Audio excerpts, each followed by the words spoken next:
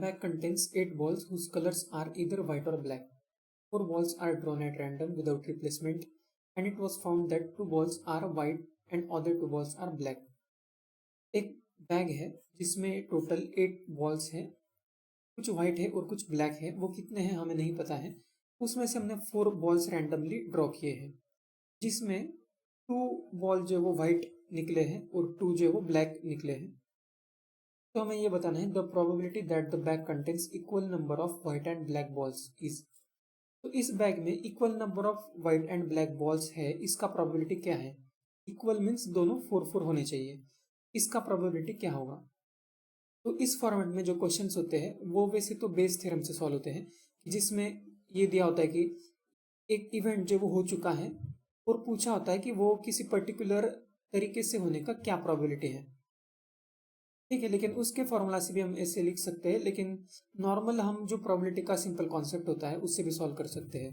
तो किसी भी इवेंट का प्रोबेबिलिटी हम कैसे लिखते हैं, हम नीचे लिखते हैं टोटल जो सैंपल स्पेस होता है, मीन्स टोटल जितने भी पॉसिबिलिटीज है वो डिनोमिनेटर में लिखते हैं, और उस वो इवेंट जितने वेज में हो सकता है वो ऊपर लिखते हैं न्यूमरेटर में। एकदम वही करेंगे और उससे भी हमें ये प्रोबेबिलिटी मिल जाएगा। तो हमारा इवेंट जो है वो ये है कि दोनों बॉल जो है वो 4-4 होने चाहिए बैग में, और 2 व्हाइट 2 ब्लैक बॉल जो है वो ड्रॉ होने चाहिए। इसका प्रोबेबिलिटी हम अब इसमें हम न्यूमरेटर में लिखेंगे ये ऐसा कितने वेज में हो सकता है। तो इस 4 में से 2 व्हाइट चूज करने का वेज हो जाएगा 4C2। ये तो सारे व्हाइट जो आइडेंटिकल होंगे उसमें अरेंजमेंट नहीं करना है कुछ, तो या कुछ डिफरेंट चूज भी नहीं करना है, बस 4C2 हो जाएगा।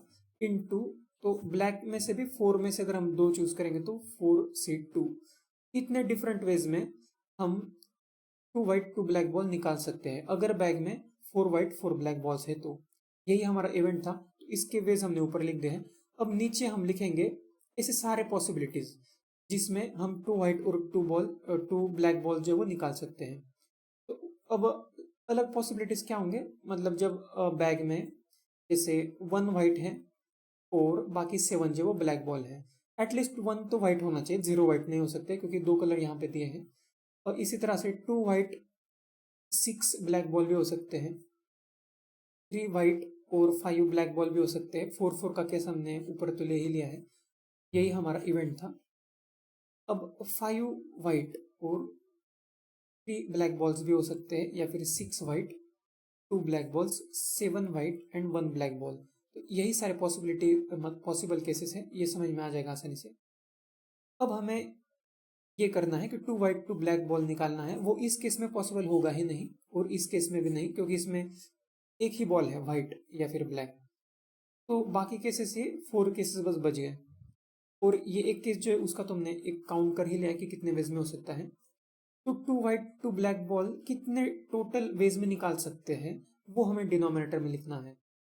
तो ये 5 केसेस जो हो गए ये, और ये जो नीचे के 4 हैं, इन चारों केसेस में हम देखेंगे कि कितने वेज में हम 2 व्हाइट 2 ब्लैक बॉल निकाल सकते हैं, वही हमें डिनोमिनेटर में लिखना होगा।